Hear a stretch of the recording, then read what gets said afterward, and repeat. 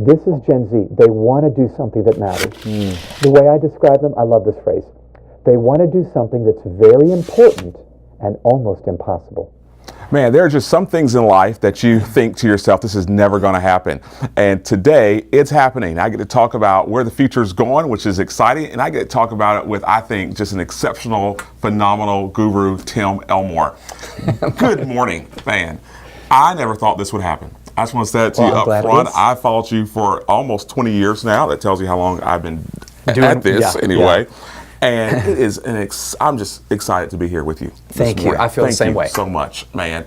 You've written a new book, which we're going to talk about that. But first, who is Tim Elmore? Which we go all day on that one, probably. But Tim Elmore is the husband of Pam. We've been married 36 years. 2 kids, both 20-somethings, so they're both millennials. Bethany is 29, Jonathan's 25. Have really loved the parenting journey. That's that's where, when you work with students, that's where the rubber meets the road, because if it's not working at home, don't export it into the church. So that's been fun to raise them. I lead Growing Leaders, a nonprofit organization that partners with churches, high schools, colleges, athletic teams, really to build an emerging generation of leaders that are ready for the future that's coming. And that's what that new book is about. The crucibles of my life, too, I got diabetes, type 1 diabetes, when I was in college back in 1980. So that was kind of shook me up a little bit and made me think about my mortality and living more urgently. And then in 1990, I was in a plane crash. That gave me also a sense of urgency. I bet it did. So those were, and I love popcorn. Any kind of popcorn, I love popcorn. Now, you're always constantly looking at the future, which is pretty interesting. You're in 2,000 schools and colleges, and so you know where culture's going, man. Generation Z, who are they? Well, Generation Z is the population of students that follow the millennials. So we've been talking about the millennials now for 15 years. Neil Howe and William Strauss wrote that book, and then everybody's written articles and books. Generation Z are the kids that primarily, Mina, have grown up since the 21st century dawned. So the millennials were the kids that grew up or that were born in the 80s and 90s. Generation Z, depending on the social scientists you read after, some say they started as early as 95. We think they started right about the turn of the century. And their generation started with the dot-com era bubble bursting, September 11th terrorist attacks, corporate scandals, a recession, unemployment, racial unrest, we were just talking about that, a divided nation politically. So they've never seen a thriving economy. They've never used an iPod. They learn about 911 as a piece of history. Can you, we all remember where we were. It's hard to imagine. I remember where I was that day. So it's just a different one. And I think the church and the school today goes, really? Seriously? But it's a new batch of kids that think differently than we do. They're not bad. In fact, I believe in them, but they're very different than the grown-ups. And I'm in this book trying to help the adult leader really understand who are these kids and how do we connect with them. Wow. The book, Marching Off the Map, phenomenal. I read it last night, in fact, before our time here. Okay, how did you come up with the title? Okay. And let's start with that first. How did you come up with this title? Well, I stole it. That's always good to start with. Yeah, that's right. Well, I want to be candid with you. The phrase actually comes from Alexander the Great, centuries ago. Remember reading about him in history? He was this great warrior that put 3 armies together and marched across the known world. But he didn't stop marching across the known world. He marched into unknown worlds. No maps had been made yet. And so he marched off the map and was known to frustrate his soldiers because they had to become map makers. They were literally mapping as they marched. Wow. So you see where I'm going with this. I believe today, this is not overspeak, parents, youth workers, faculties, coaches are going to have to make new maps because we are in new territory. Like it or not, we're in an unknown world going, holy smokes, what has happened here? And so I argue in the book, there's far more of us that are settlers than pioneers. We want to do it when it's safe and everybody else has, tried it. And I think we're going to need to try new things. And we're just kind of go, there's no guarantee, but I'm on my knees first. And then I'm taking off and trying this new thing.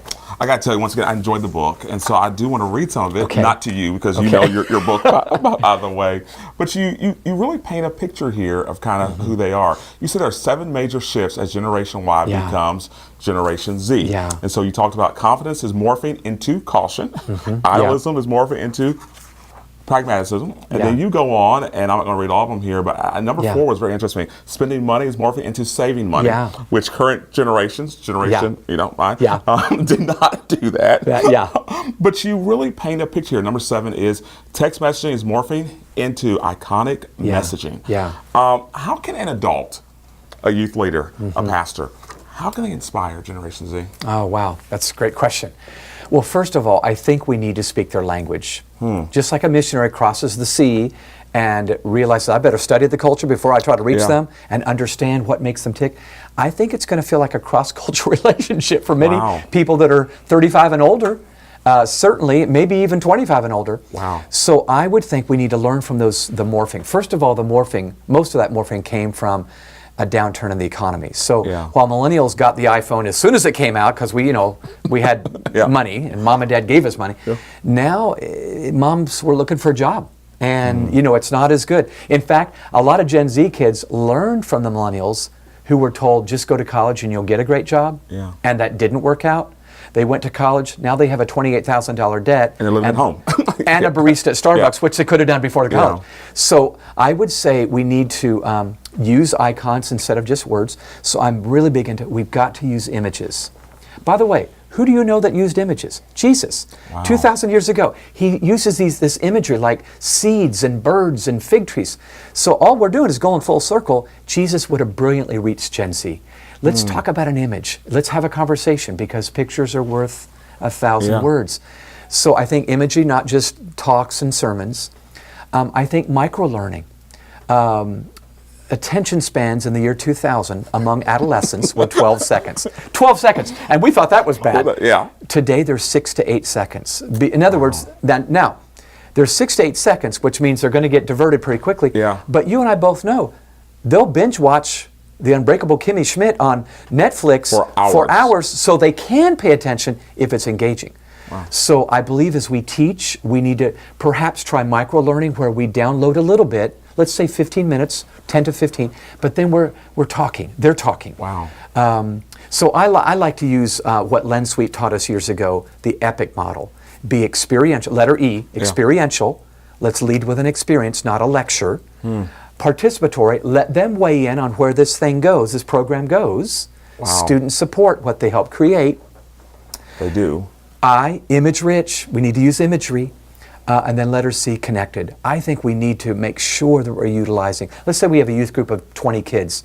Stop halfway through what you're saying and break them up into groups of 3 and give them a well-crafted question, one that could not be answered with yes or no, and let them connect with each other. Think out loud. Is it messy? Of course it's messy. Will they say goofy things? You bet they're going to say goofy things. Youth ministry. But after doing this since 1979, I'm thinking this is how they learn. So that would be one quick answer to how we're going to reach them. It's using a new model, marching off the map, and trying some new models. Do you think it's hard for boomers, or in my generation, to march off the map? Because when I think of imaging, I think of, well, okay, my whole sermon stuff has got to change. My whole teaching stuff has got to change. I mean, is it going to be hard for people like me? I think it is, and I'm like you too. I'm probably even older than you are. So it means we're going to have to get in our own way into a teachable mode where we're listening before we're talking. And I know that sounds very pithy and cliche, but here's what I mean. Do you remember just a few minutes ago, you and I were talking offline about Jack Welch and how he came up with this thing called reverse mentoring? So meaning the young person comes into the company and the baby boomer boss is downloading what he knows, and usually it's he knows, but then he's listening to that young employee who may know how to use the latest app that he just purchased to market the company better or use social media in a new innovative way. Angela Ahrens, when she took over Burberry Coats, first thing she did, she listened to her 20-somethings, and they started letting customers post pictures of themselves with the Burberry coat on. Sales took off because they got to post pictures of themselves. Yes, it was an image, but she listened to the younger. Now, all I'm saying is, I think part of the way we're going to have to change is it's not just we're the gurus and we're going to tell you how to live your life, you young whippersnapper. It's going to need to be us doing more, perhaps, focus groups in our own churches and say, could you tell me, what are you guys going through? Did you know, I know I'm monopolizing this conversation, I'm so sorry. I'm enjoying this. The average teenager today, in this day, has the same level of anxiety that a psychiatric patient had in the 1950s. That's That deep. just scares me. And I Yeah. don't think it's any one adult's fault. I just think it's the nature of data coming in all the time through social media. I don't think our brains are wired to take in 10,000 messages a No. day. It's going to make us full of angst. But how do we navigate margin in their life and create silence? Silence grows our brains, but we don't have silence. Everything's noise in our culture that's today. right. It So, and is. I'll stop there. But in the book, I try to help a leader navigate how do we create some of those new environments that would really help put our kids head and shoulders Wow. above the others because they've lived a healthier life, Yeah. even just in culture today. You say in the book here, think pull, not push when it Yeah. comes to Generation Z. Yeah. You explain it well in the book, by the way. Can you explain it to us?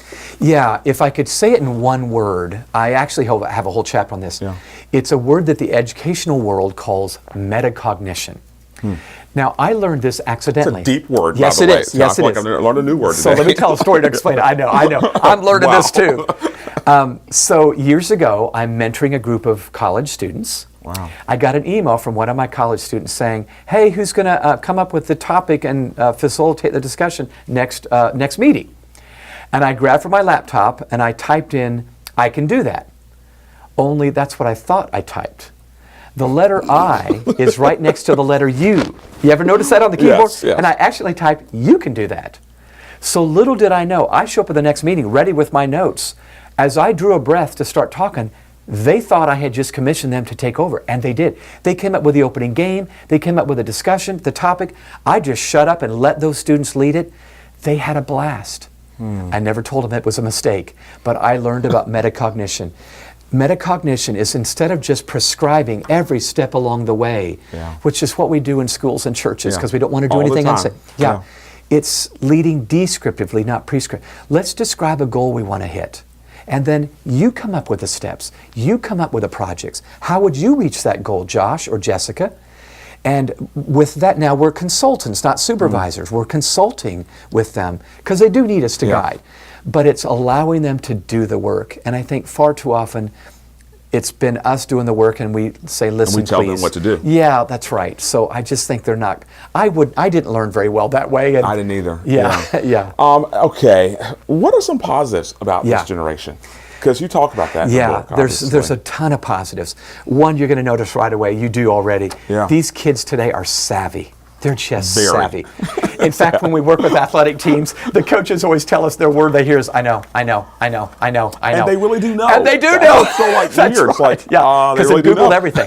In fact, when I'm speaking to students, I'm noticing they're looking down, but they're not texting. They're fact checking. They really do know. I mean- So I think it's neat that we're teaching a group of kids that don't need adults to get information. First generation that doesn't need adults to get information. Okay, Tim, that's hard. Yeah, I I'm know, just being I know. honest, because as an adult, we want to Yeah. go, I'm the adult, you're Yeah. the student, listen. Yeah. You just said a mouthful there. I know. And we love being the brokers of the data. Right. But we're not anymore. So maybe they don't need me for information, but they need me for interpretation. Let me help you make sense of all that you know. I know you've watched 17 YouTube videos. Let me give context to the content. It's the number one problem of our day. We all have content without context. Would you Yeah. not agree? We all watch do. that little video and we think we understand it. Yeah, it's got to be truth. That's right, yeah. So that would be one. They're very savvy. They're very social. Now, that doesn't mean they have high emotional intelligence. They may Right. break up with a girlfriend on a text because they didn't have the backbone to have a messy conversation. We've never seen those before. Yeah, that's right. Yeah, that's all theory.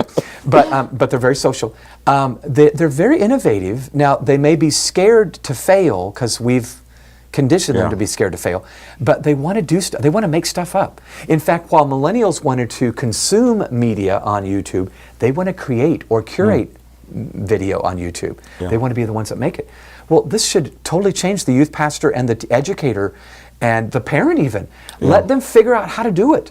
It's metacognition again. Wow. So I think this is all good. We just may have to lead them differently, march off the map, and Yeah. let these kids become the best version of themselves. Last question, Okay. man, and I could go on and on. I hate that Yeah. our time is like running. So, did you say everything you want to say in this? Well, I would say at the end of the book, I said something that I didn't say here, so let me say it in 2-3 minutes. Mina, I would say that much of the time when I watch our older Yeah. generation work with the younger generation, We get frustrated because they're just entitled, or we get frustrated because they're impatient. We get frustrated because they're slackers. And we lead out of relief. What I mean by that is we just vent because we want to relieve our own frustration, or we cave because we feel like, oh, bless your heart, you need me to lower the standard. So it's either their relief Just go ahead or and do it. Yeah, there you go. Either their relief or our relief. We lead, much of the time, we adults lead out of relief. We just want to stop the bleeding, bring peace to the house or the youth group. But I'm saying, if I could challenge adults, whoever they are, youth workers, teachers, coaches, parents, we need to not lead out of relief. We need to lead out of belief. Wow. Now this is cheesy. It sounds cheesy, but it's not. When you lead out of belief, you go, I know this is hard, but I believe in you. Did you know research was done? This is my favorite part of the book. Research was done among students. These were teenage students. And this was research out of Stanford, Yale, Harvard, and Columbia. So these are highfalutin schools. Yeah. And they were giving feedback to kids on their paper they had just written. Here's what they discovered. The feedback that got the best effort on a redo on the paper was this comment. I'm giving you this feedback because I have very high expectations of you, and I know you can reach them. Let me say that again. I'm giving you this feedback because I have very high expectations of you, and I know, I get teary just thinking about it. That's powerful. So me, listen, man. among Caucasians, it increased effort 40%. Among minorities, up to 300%. Wow. How many young boys have never had a dad Ever say it to them? I believe in you? So I'm thinking, we just default to relief. We need to say, you can do this. Wow. If you were my kid, Mina, you could do this. Wow. I'm going to hold you to it. I'm going to walk with you through this thing. Don't fall to relief. That's right. That's right. Don't fall to relief. Lead out of belief. And don't lower the standard. Wow. Because this is the only hope we have for a generation of kids that are ready to be adults. Yeah. Tim, thank you for almost making me cry, by the way. But it's one of these, what I loved about your book, man, over and over again, is that you offer hope in this book. I want to. I sure want to. Yeah. So there's some scary things, but there's some exciting things. And this book is all about just getting ready. So, Man, I could go on and on about time here, but I got to tell you, important but impossible. yeah. Thank you for doing important work. Yeah. Well, And I've never said this to any of our blog posts before. Get the book. I mean, I got to tell you, get the book. Because if you're going to lead in our current generation and the one coming, you need to know who you're leading. And so please get the book.